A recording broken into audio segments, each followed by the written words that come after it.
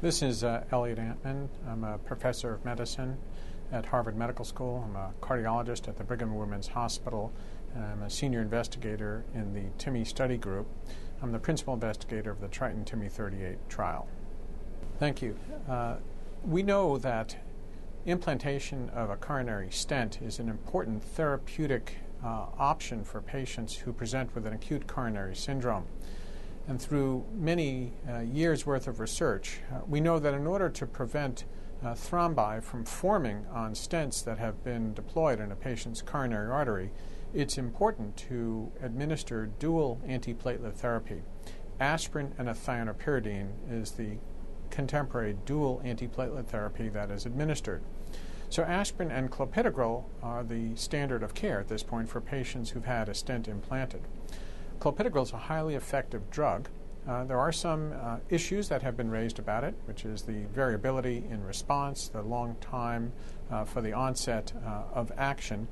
And so there is interest in determining whether or not we can improve on this already established effective therapy, clopidogrel. There is an investigational ethionopyridine called prasugrel, which has a very rapid onset of action, much more efficient metabolism for the generation of the active metabolite, the active form of the ethionopyridine.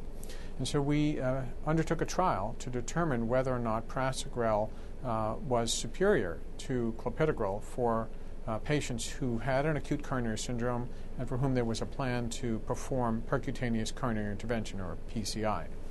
What we found is that prasugrel was significantly superior to clopidogrel for preventing a composite endpoint, a standard one that's been used in other trials looking at ethionopyridines. That composite endpoint was cardiovascular death, non-fatal MI, or non-fatal stroke through a follow-up of 15 months.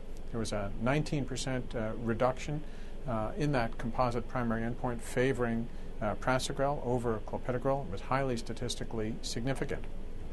Not unexpectedly, with this more powerful antiplatelet regimen with prasugrel, there was an increase in bleeding. We used the TIMI major non-cabbage bleeding endpoint, and it was higher in the prasugrel-treated patients. This was statistically significant.